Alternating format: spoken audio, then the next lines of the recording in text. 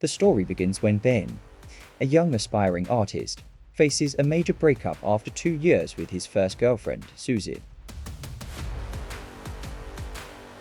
Suzy not only screams in anger but also starts throwing things at him. As Ben stands motionless, not retaliating, he feels confused and doesn't understand why their relationship has ended this way.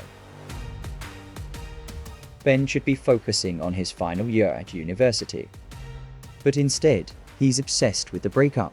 To make matters worse, he has to watch Suzy flirt with a new guy during his lunch break. It makes Ben suspect she was already cheating on him. Ben vents about this to his close friend Sharon.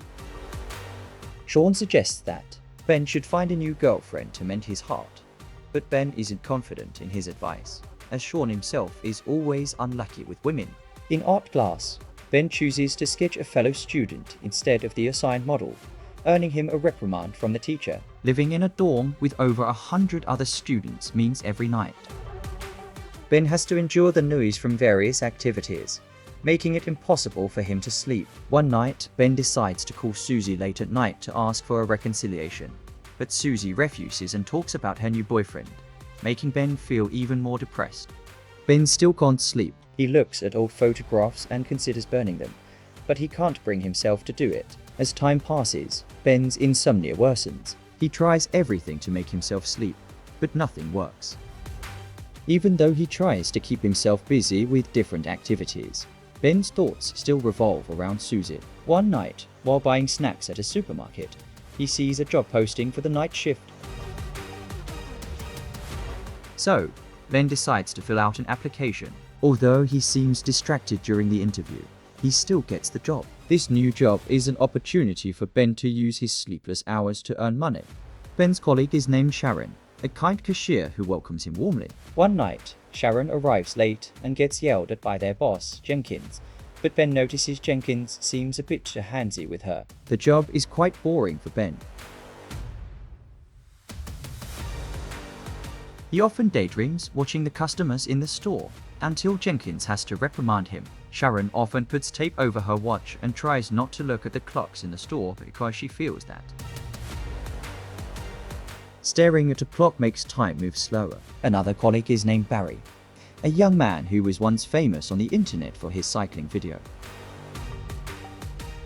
Since then, Barry often spends his time in the store riding a scooter. Barry and Matt are in charge of the meat department and often make inappropriate jokes about the products.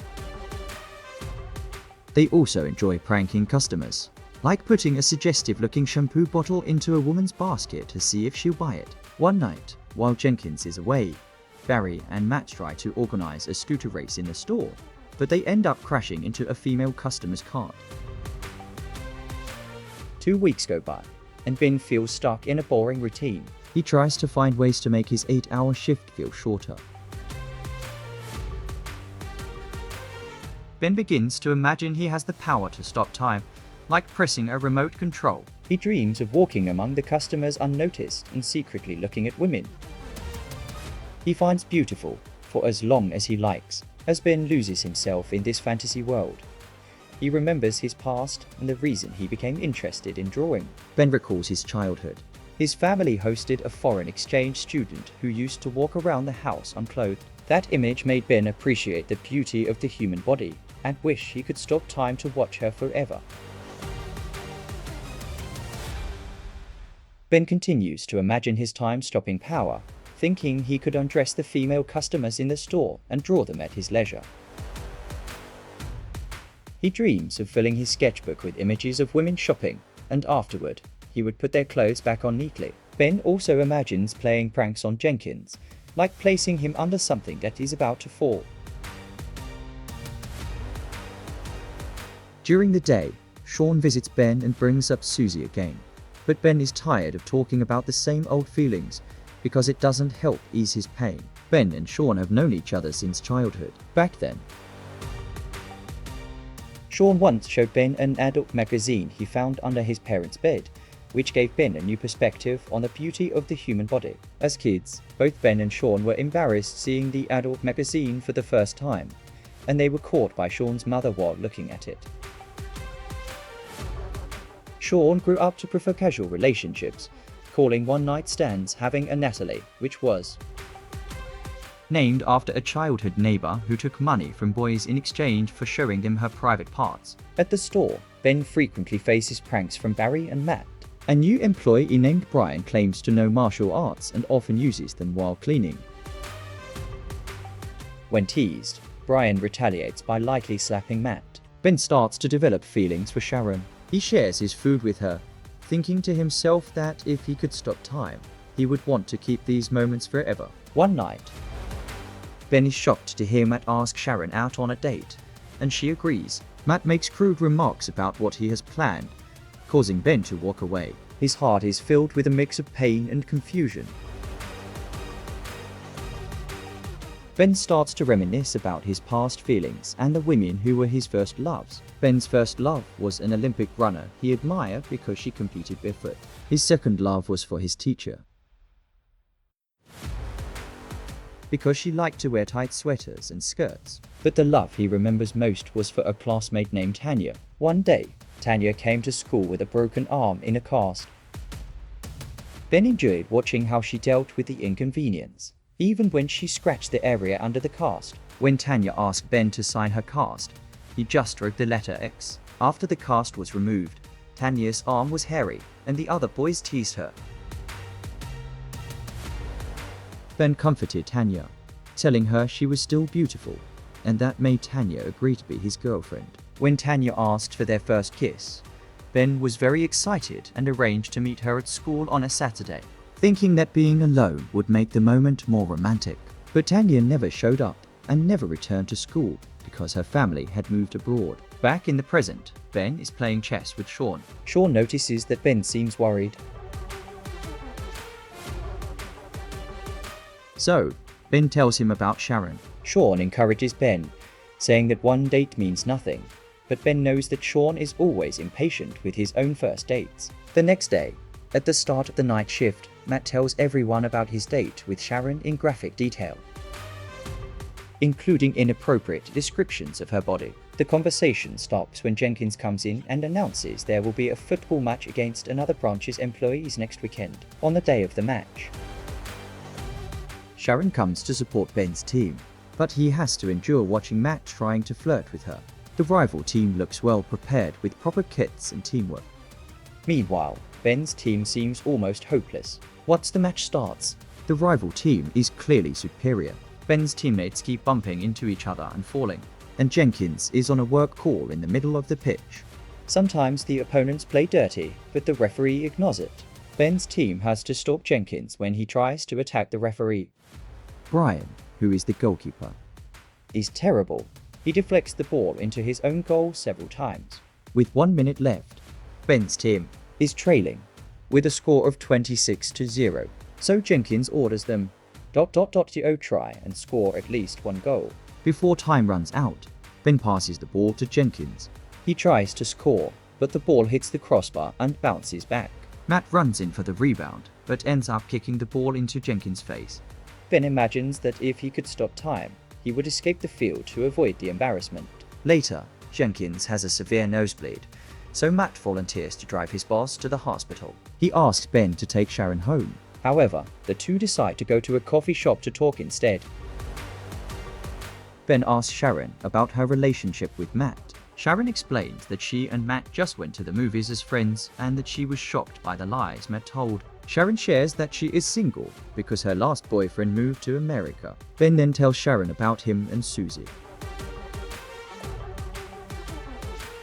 They talk about their lives, future choices, and their dreams. Sharon thinks painters must be romantic people because they can see beauty in everything. When Ben takes Sharon home, they feel nervous and try to kiss, but it ends up being a kiss on the cheek. The next night, Jenkins comes to work with a neck brace and a bandaged face before announcing that he's throwing a birthday party for himself. Sharon asks Ben to be her date to the party, and Ben happily agrees. In private, Jenkins tells the male employees that he wants a sexy dancer at the party and asks Ben to arrange it. The next day, Ben discusses this with Sean, who agrees to help if it means he can come to the party too. The two go to a bar drinking beer while watching a not-so-talented dancer. As Sharon is negotiating with her, Ben drifts off into a daydream, imagining Sharon as a beautiful dancer. Even after several days, Ben still can't sleep. He no longer thinks about Suzy. Instead, Ben is obsessed with his time-stopping power. His gaze is no longer on other people. Now, Ben chooses to look only at Sharon, imagining, using his unlimited time to create hundreds of portraits of her. The night before the party, Sharon confirms with Ben that they are going together. She kisses Ben before leaving the store, warming his heart. This kiss helped heal the pain from his breakup with Suzy, and finally, Ben is able to sleep again. The next day, Ben receives a call from a gallery saying they want to exhibit his work. Ben is thrilled, but doesn't know if it's a prank by Barry and Matt. However, the gallery owner sees the talent in his work and seriously schedules a meeting with Ben. When the party arrives, everyone is all dressed up and spends too much time in front of the mirror. Ben goes to find Sharon as promised, and Sharon shows up with his new girlfriend. Ben is shocked to find that Suzy is also at the party, as she is dating Jenkins' younger brother. They greet each other politely, and Ben is able to ignore Suzy without feeling anything. When the dancer arrives, she entertains Jenkins quite a bit. The dancer's bodyguard prevents him from touching her. Sharon records the whole thing on video, and as soon as the dancer turns around, Sharon recognizes her as Natalie, the childhood neighbor he once mentioned. So, Sharon invites her to stay for a drink. Meanwhile, Jenkins is hitting on Sharon hard. He invites her to a private room and starts getting handsy. Sharon clearly rejects him, but Jenkins doesn't listen. He tries to feed her popcorn, but Sharon spits it in his face and walks out of the room. Upstairs, Ben accidentally bumps into Suzy. Suzy apologizes to him and confesses that she still thinks about him before leaning in to kiss him. At the exact moment Sharon walks by and sees it, Sharon immediately turns back, not seeing that Ben pushed Suzy away. Ben tries to call Sharon back. He wants to stop or rewind time, but there's nothing he can do. Sharon leaves the party, with Ben watching her heartbroken, while Barry gleefully slides down the stairs in a cardboard box. Afterward, Ben goes to Sharon's apartment. When Sharon hears his voice, she refuses to open the door. Ben waits until someone leaves the building, then quickly runs up to Sharon's room. As soon as she sees him, she starts yelling at him in anger, just like Suzy once did. Ben stands and listens quietly, not retaliating, before leaving with a broken heart once again. The next night, Barry comes to work with a neck brace, injured from his shenanigans, while Sharon doesn't show up. Ben returns home to find his insomnia has come back. On Wednesday, Ben goes to the gallery and discovers the meeting was just a prank by Barry and Matt. However, the gallery owner is genuinely interested in Ben's work. After seeing his portfolio, the owner arranges for Ben to have an official exhibition. A short time later, Sharon receives an invitation to Ben's art exhibition. Ben is thrilled to see so many people admiring his work. He even receives a business card from a New York gallery owner. But what interests Ben the most is Sharon's arrival. She is stunned to see that most of the paintings in the exhibition are her own beauty, captured remarkably by his brushstrokes. Sharon congratulates Ben on his success and tells him she just got a new job at a travel company. Ben apologizes to Sharon for what happened at the party. Sharon smiles and replies that the paintings have said it all. At that moment, Ben decides to kiss Sharon. In his mind, he imagines stopping time, but this time, Ben chooses to let Sharon move with him. They both walk outside into the falling snow. This romantic scene ends with a beautiful kiss under an unforgettably warm landscape. The movie then comes to a perfect end.